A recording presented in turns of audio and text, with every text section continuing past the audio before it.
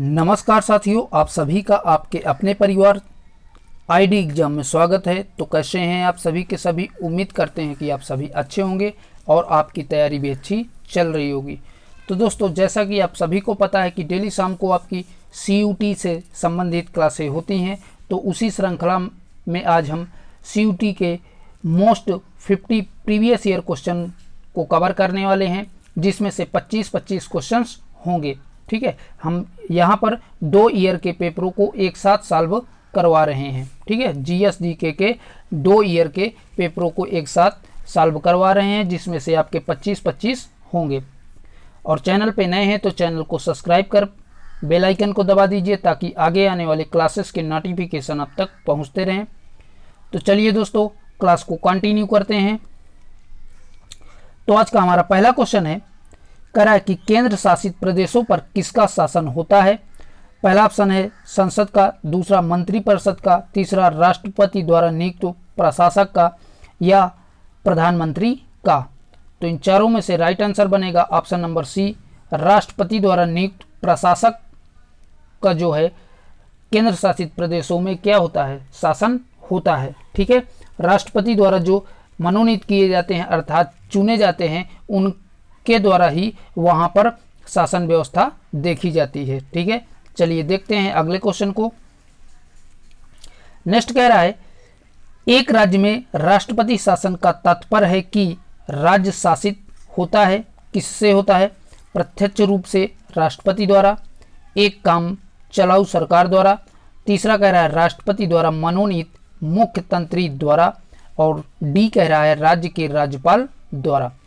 तो इन चारों में से आपका राइट आंसर बनेगा ऑप्शन नंबर 4, यानी कि डी, राज्य के राज्यपाल द्वारा। ठीक है भैया, आइए देखते हैं अगले क्वेश्चन को। अगला जो क्वेश्चन है हमारा, कह रहा है भारत के किस राज्य पर अपना संविधान है? दिल्ली पर, हिमाचल प्रदेश में, राष्ट्रीय शोक, या जम्मू कश्मीर। तो इन चारों में से राइट आंसर बनेगा Jammu Kashmir. Option number D correct हो जाएगा। जम्मू कश्मीर में खुद का एक अपना संविधान है। ठीक है, नेक्स्ट है, हमारा राष्ट्रीय गान सर्वप्रथम कब और कहां गाया गया था?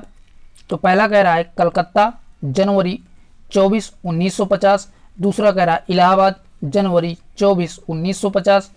तीसरा कह रहा है दिल्ली, जनवरी 24, 1949, या कलकत्ता में दिसंबर 27, 1911। तो इन चारों में से राइट आंसर बनेगा ऑप्शन नंबर डी, कलकत्ता, दिसंबर 27, 1911 में जो है पहली बार राष्ट्रीय गान को गाया गया था। तो याद रखिएगा, मोस्ट इंपॉर्टेंट क्वेश्चन है। आइए बढ़ते हैं नेक्स्ट क्वेश्चन की ओर।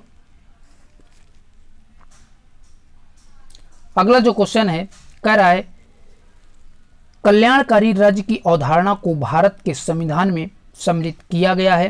किसके अंतर्गत कल्याणकारी राज्य की अवधारणा को भारतीय संविधान में सम्मिलित किया गया है? तो पहला कह रहा है नीति निर्देशक तत्वों में, दूसरा कह रहा है मूलभूत अधिकारों में, तीसरा कह रहा है मूलभूत कर्तव्यों में, और लास्ट कह रहा है प्रस्तावना में। तो कल्याणकारी राज्य की अवधारणा नीति निर्देशक तत्वों में शामिल किया गया है। तो ऑप्शन नंबर ए यहां से करेक्ट हो जाएगा। अगला जो क्वेश्चन है, कह रहा है राज्य में मंत्रिपरिषद उत्तरदायी होती है। तो पहला ऑप्शन कह रहा है विधानमंडल के सदनों के प्रति, दूसरा कह रहा है राज्यपाल के प्रति, तीसरा कह रहा है संसद के प्रति, और लास्ट कह रहा है विधानसभा के प्रति। तो बताइए भैया, इन चारों में से राइट आंसर कौन सा हो जाएगा? कमेंट बॉक्स में फटाफट बताइए। तो इनका राइट आंसर हो जाएगा विधानसभा के प्रति। ऑप्शन नंबर डी करेक्ट हो जाएगा। अगला जो क्वेश्चन कह रहा है, भारत के राष्ट्रीय ध्वज और राष्ट्रीय प्रतीक में क्या समानता है? तो पहला कह रहा है कि दोनों देश के प्रमुख चिन्ह हैं, दूसरा कह रहा है दोनों स्वतंत्र लोकतंत्र के चिन्ह हैं, और तीसरा कह रहा है धर्म चक्र हैं, और डी कह रहा है दोनों प्रमुख रंग का। तो इन चारों में से राइट आंसर बनेगा दोनों जो है धर्म चक्र हैं। ऑप्शन नंबर सी करेक्ट हो जाएगा। ठीक है दोस्तों, याद रखिएगा। आइए बढ़ते हैं नेक्स्ट क्वेश्चन की ओर।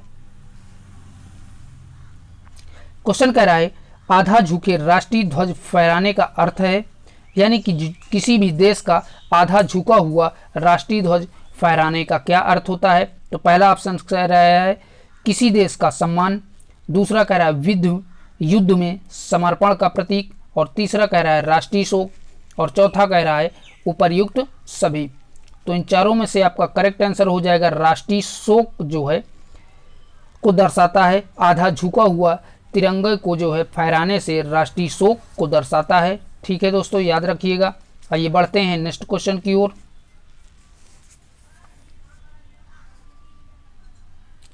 अगला जो क्वेश्चन है मोस्ट इंपॉर्टेंट क्वेश्चन है, कह रहा है कि राष्ट्रपति अपना त्यागपत्र किसे संबोधित करते हुए देता है? तो बताइए किसको राष्ट्रपति अपना जो है त्यागपत्र देता है? भारत के मुख्य न्यायाधीश को, लोकसभा अध्यक्ष को, उपराष्ट्रपति को, या प्रधानमंत्री को?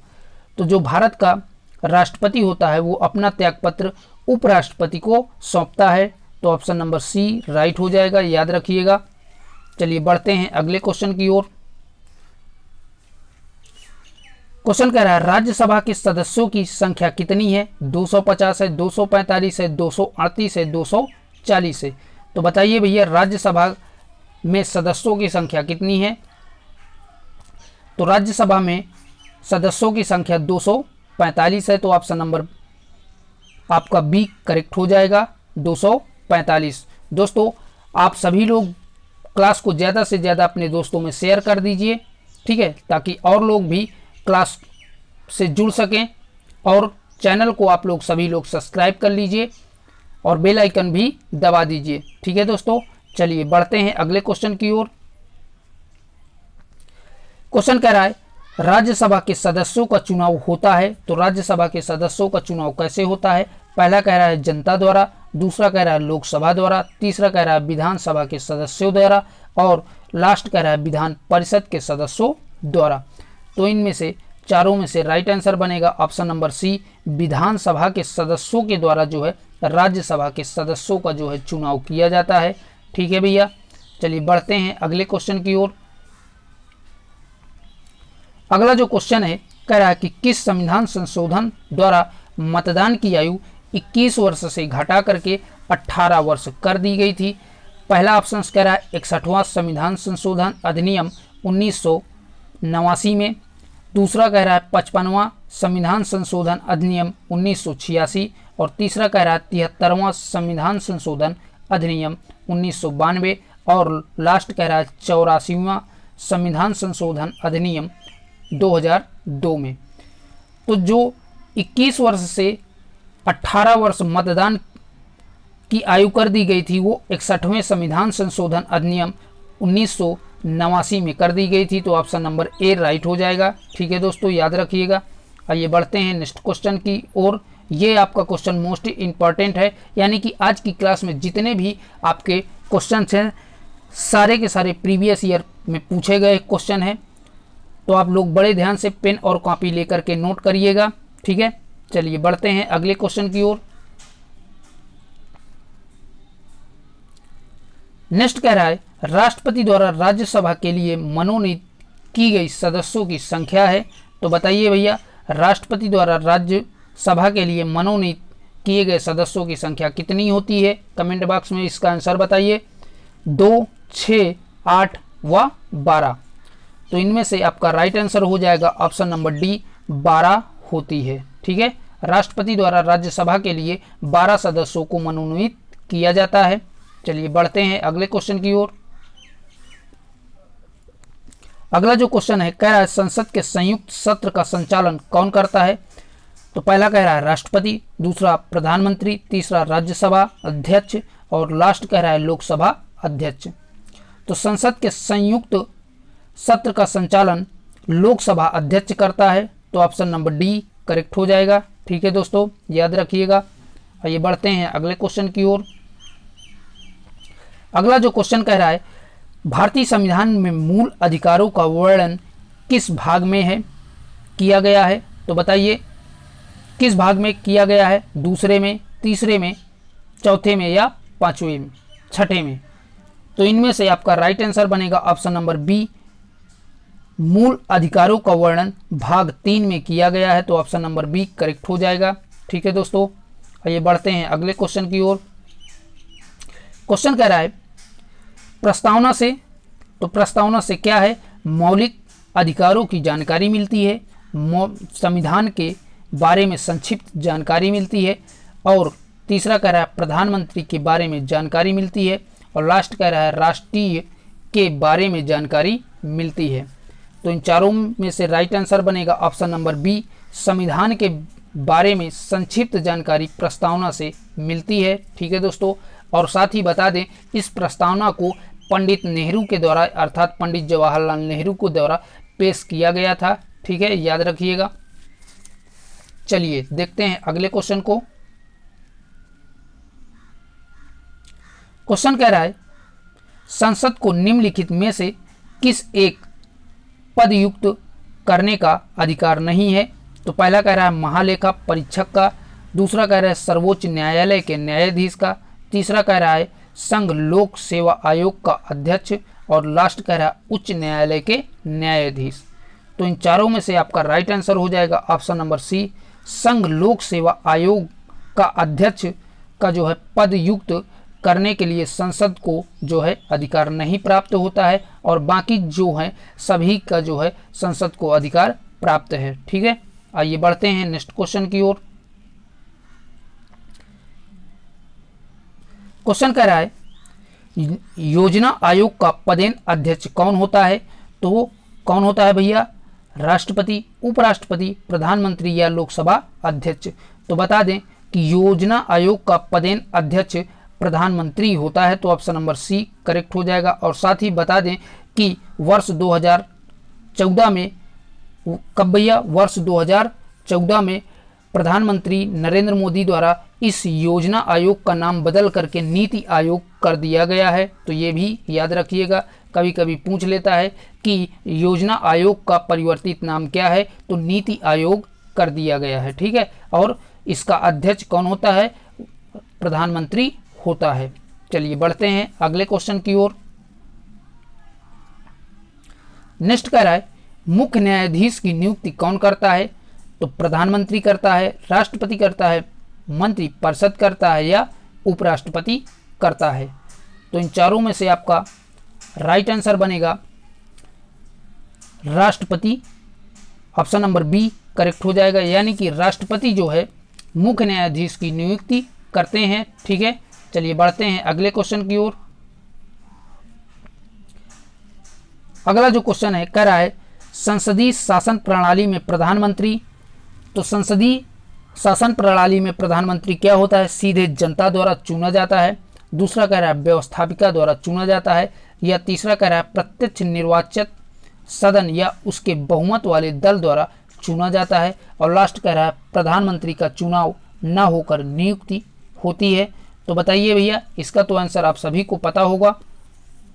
तो यहाँ से आपका राइट आंसर हो जाएगा ऑप्शन नंबर सी, प्रत्यक्ष निर्वाचन सदस्य या उसके बहुमत वाले दल द्वारा चुना जाता है प्रधानमंत्री। ठीक है, चलिए बढ़ते हैं अगले क्वेश्चन की ओर।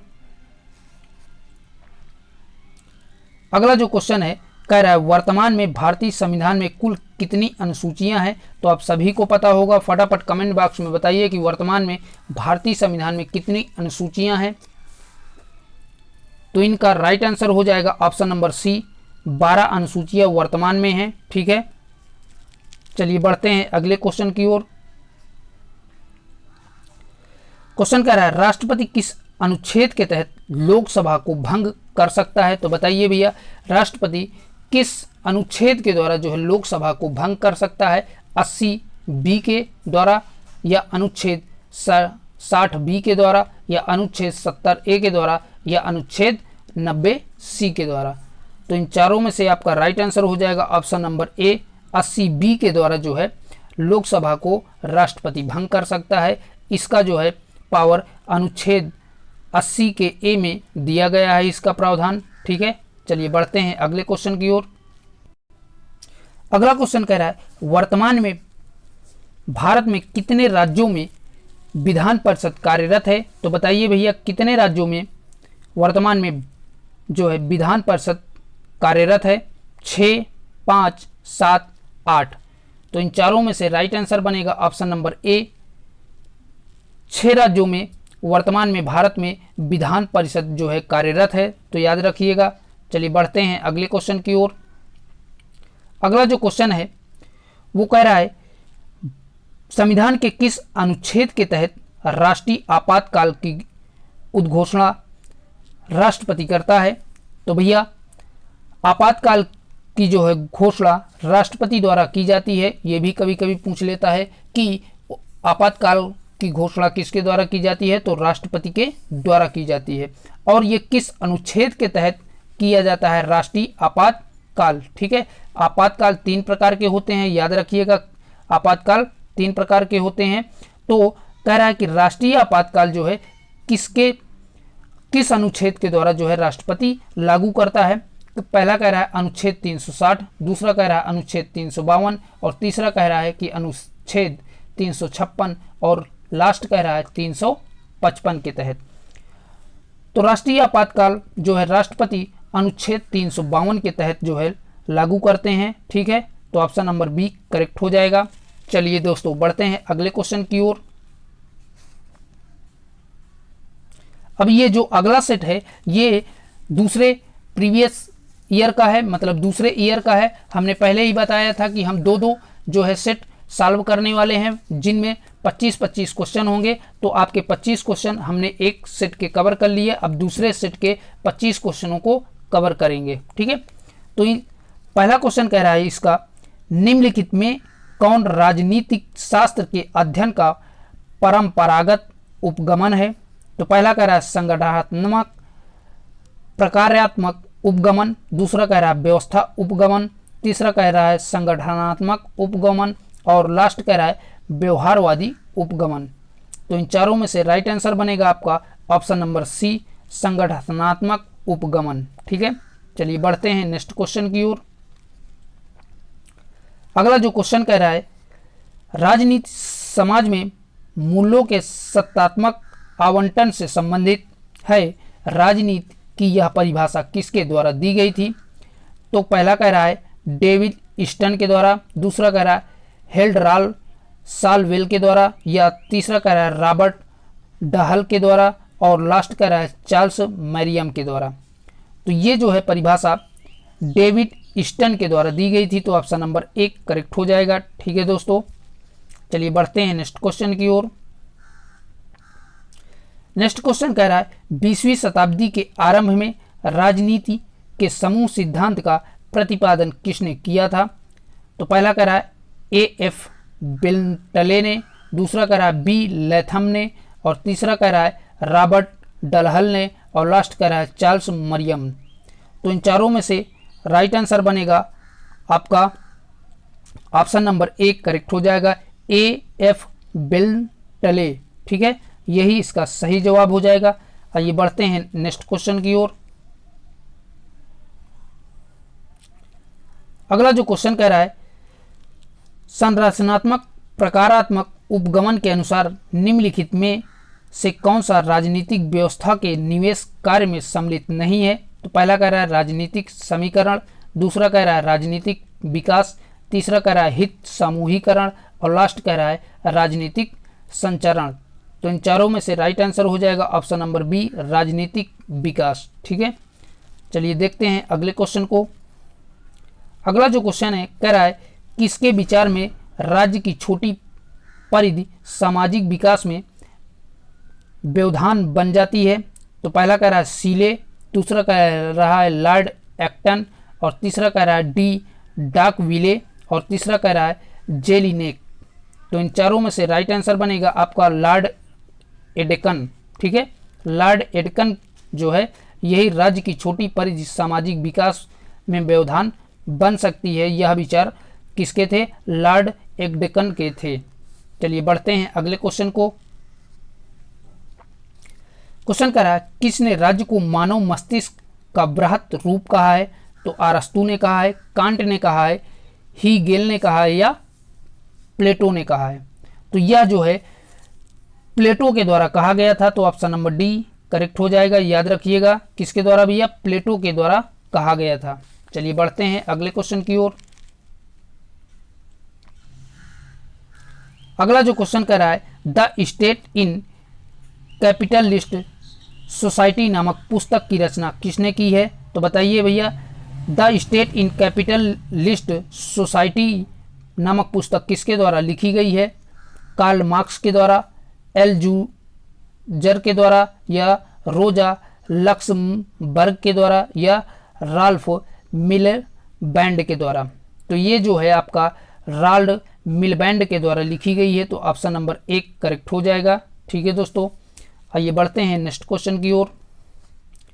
अगला जो क्वेश्चन कह रहा है, लस्की ने संप्रभुता के बहुलवादी सिद्धांत की अनेक आधारों पर आलोचना की है, निम्नलिखित में से कौन सा आधार उनमें से नहीं है? तो पहला कह रहा है ऐतिहासिक, दूसरा कह रहा है वैधानिक, तीसरा कह रहा है राजनीतिक, और लास्ट कह रहा है आर्थिक। तो इनमें से जो है आपका आर्थिक यही आधार नहीं है। ठीक है, तो ऑप्शन नंबर डी करेक्ट हो जाएगा। आइए बढ़ते हैं नेक्स्ट क्वेश्चन की ओर। अगला जो क्वेश्चन कर रहा है, किसने निरंकुश एकलवाद तथा ठोस एकलवाद को विभेदित किया है? तो बताइए भैया, किसने निरंकुश एकलवाद और ठोस एकलवाद को जो है विभेदित किया है? तो पहला कह रहा है बैमार्ट ने, दूसरा कह रहा है फिंगिस ने, और लास्ट तीसरा कह रहा है मिस फैलेट ने, और लास्ट कह रहा है मेकाई वर ने। तो इन चारों में से राइट आंसर बनेगा ऑप्शन नंबर 1 करेक्ट हो जाएगा। मैबाट के द्वारा जो है निरंकुश एकलवाद और ठोस एकलवाद को जो है अलग अलग किया गया है। ठीक है, चलिए बढ़ते हैं अगले क्वेश्चन की ओर। तो अगला क्वेश्चन है, कानून असीम संप्रभुता संपन्न के निर्देश की अभिव्यक्ति नहीं है, वे सामाजिक सुदृढ़ता की व्यवस्था है। यह विचार किसका है? लिड्डसे का है, डुवी का है, बर्कर का है, या लस्की का है? तो इन चारों में से राइट आंसर बनेगा ऑप्शन नंबर डी लस्की। ठीक है, ये जो है विचार लस्की के द्वारा दिया गया था। चलिए बढ़ते हैं अगले क्वेश्चन की ओर। अगला जो क्वेश्चन है कह रहा है, निम्नलिखित में से कौन सा कथन हब्बास द्वारा लागू नहीं होता है? तो पहला कह रहा है लोगों ने केवल एक ही समझौता किया, दूसरा कह रहा है संप्रभु को निरंकुश शक्तियां प्राप्त हैं, तीसरा कह रहा है लोग अपना शासक नियुक्त कर सकते हैं, और लास्ट कह रहा है समझौता एक पक्षी था। तो इन चारों में से राइट आंसर बनेगा ऑप्शन नंबर सी, लोग अपना शासक नियुक्त कर सकते हैं, यही इसका सही ऑप्शन हो जाएगा। चलिए बढ़ते हैं अगले क्वेश्चन की ओर।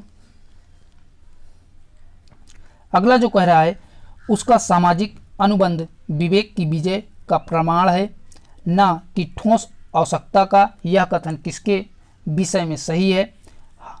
हब्बास, हुकर, लाक, या रूसो? तो यह कथन लाक के द्वारा दिया गया था, तो ऑप्शन नंबर सी करेक्ट हो जाएगा। ठीक है दोस्तों, याद रखिएगा। चलिए बढ़ते हैं अगले क्वेश्चन की ओर।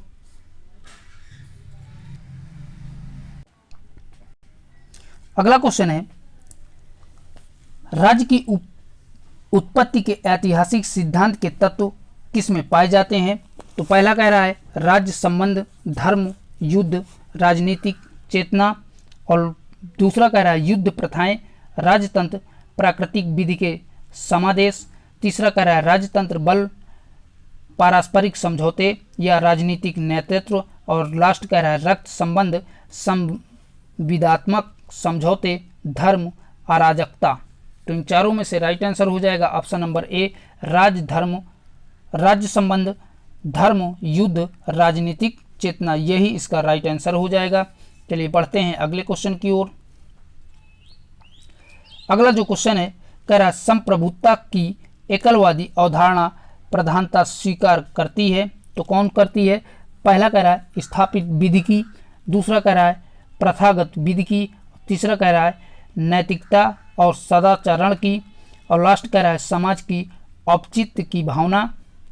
तो इन चारों में से राइट आंसर हो जाएगा ऑप्शन नंबर ए करेक्ट हो जाएगा, स्थापित विधि की। ठीक है, याद रखिएगा। आइए बढ़ते हैं नेक्स्ट क्वेश्चन की ओर। अगला जो क्वेश्चन है कह रहा है संप्रभु की सत्ता पर निम्न में से कौन सा एक प्रतिबंध जीन बोधा स्वीकार करता है? तो पहला कह रहा है प्राकृतिक और ईश्वर के कानून, दूसरा कह रहा है प्रतिनिधित्व के कानून, और तीसरा कह रहा है मानवाधिकार, और लास्ट कह रहा है अंतर्राष्ट्रीय समझौते।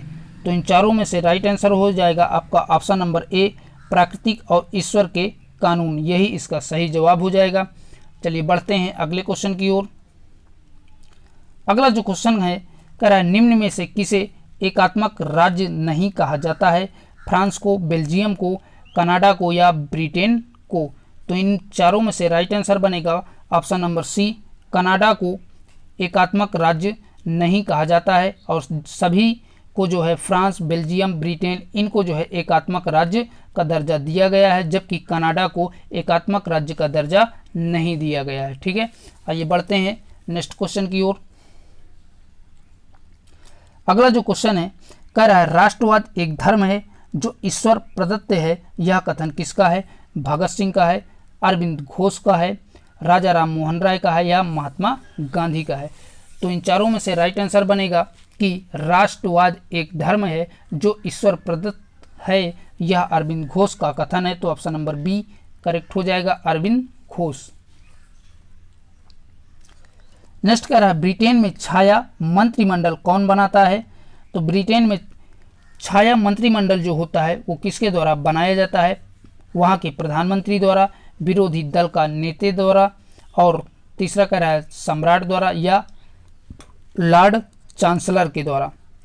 तो राइट आंसर बनेगा ऑप्शन नंबर बी, विरोधी दल के नेता के द्वारा जो है ब्रिटेन में छाया मंत्रिमंडल बनाया जाता है। चलिए बढ़ते हैं अगले क्वेश्चन की ओर। अगला कह रहा है ब्रिटेन में मंत्रिमंडल के अधीनात्मक का प्रमुख कारण है विधि का शासन, कॉमन लॉ, राजतंत्र, और लास्ट कह रहा है दलगन अनुशासन। तो इन चारों में से राइट आंसर बनेगा दलगन अनुशासन। ठीक है, याद रखिएगा। चलिए बढ़ते हैं अगले क्वेश्चन की ओर। अगला जो क्वेश्चन है कह रहा है अमेरिकी शासन का प्रमुख आधार स्तंभ है। तो पहला इसका ऑप्शन कह रहा है विधि का शासन, दूसरा कह रहा है प्रत्यक्ष लोकतंत्र, और तीसरा कह रहा है संवैधानिक परंपराएं, और डी कह रहा है शक्ति पृथक्करण का सिद्धांत। ठीक है, तो इनमें से राइट आंसर बन जाएगा ऑप्शन नंबर डी, अमेरिकी शासन का प्रमुख आधार स्तंभ शक्ति पृथक्करण का सिद्धांत है। तो ऑप्शन नंबर डी करेक्ट हो जाएगा। चलिए बढ़ते हैं अगले क्वेश्चन की ओर। अगला जो क्वेश्चन है कह रहा है फ्रांस में राष्ट्रपति का चुनाव कौन करता है? तो जनता करती है, निर्वाचन मंडल करता है, संसद करती है या कैबिनेट करता है? तो इनमें से राइट आंसर बनेगा निर्वाचन मंडल के द्वारा फ्रांस के राष्ट्रपति का चुनाव किया जाता है। तो ऑप्शन नंबर बी राइट हो जाएगा। आइए देखते हैं अगले क्वेश्चन को। अगला जो क्वेश्चन है कह रहा है फ्रांसीसी मंत्रिपरिषद की प्रमुख विशेषता है। तो क्या है? राजनीतिक, सजातीयता, संयुक्त मंत्रिमंडल, शक्तिशाली प्रधानमंत्री या शक्तिशाली मंत्रिमंडल? तो इन चारों में से राइट आंसर बनेगा फ्रांसीसी मंत्रिपरिषद का प्रमुख विशेषता संयुक्त मंत्रिमंडल है। तो ऑप्शन नंबर बी करेक्ट हो जाएगा। याद रखिएगा संयुक्त मंत्रिमंडल। अगला जो क्वेश्चन है कह रहा है कि निम्न में से अमेरिका के तृतीय सदन किसे कहा जाता है? मोस्ट इंपॉर्टेंट क्वेश्चन है। तो आपको बताना है कि अमेरिका का तृतीय सदन किसे कहा जाता है? सर्वोच्च को, प्रतिनिधि सभा को, सीनेट को या राष्ट्रपति को? तो इन चारों में से राइट आंसर बनेगा सर्वोच्च को जो है अमेरिका का तृतीय सदन कहा जाता है। तो ऑप्शन नंबर एक करेक्ट हो जाएगा। आइए बढ़ते हैं नेक्स्ट क्वेश्चन की ओर। अगला जो क्वेश्चन कह रहा है अमेरिका के सीनेट के सदस्यों का कार्यकाल होता है। तो जो अमेरिका में सीनेट एक प्रकार का जो है शासन है, उसका जो है कार्यकाल कितने वर्ष का होता है? 2 वर्ष, 4 वर्ष, 6 वर्ष या 5 वर्ष? तो इनका कार्यकाल 6 वर्ष का होता है। तो ऑप्शन नंबर सी करेक्ट हो जाएगा। ठीक है दोस्तों, याद रखिएगा कितना? 6 वर्ष। तो दोस्तों आज के लिए इतना ही। यहीं तक आपके मोस्ट 52 ईयर के पेपर थे जो कि हमने आपके साथ डिस्कस किया। और वीडियो को ज़्यादा से ज़्यादा अपने दोस्तों में शेयर करें। और भैया अभी तक आप लोगों ने चैनल को सब्सक्राइब नहीं किया है तो प्लीज़ उसे भी सब्सक्राइब कर लें। CUT से संबंधित किसी भी प्रकार की कोई क्वेरी या किसी भी प्रकार की कोई क्लास आपको चाहिए हो तो हमारे चैनल के प्लेलिस्ट में जा कर के उन क्लासेस को देख सकते हैं। CUT से संबंधित हर एक जो है सब्जेक्ट की क्लास आपको इसी चैनल पे मिल जाएंगी। ठीक है, तो तब तक के लिए बाय बाय, टेक केयर।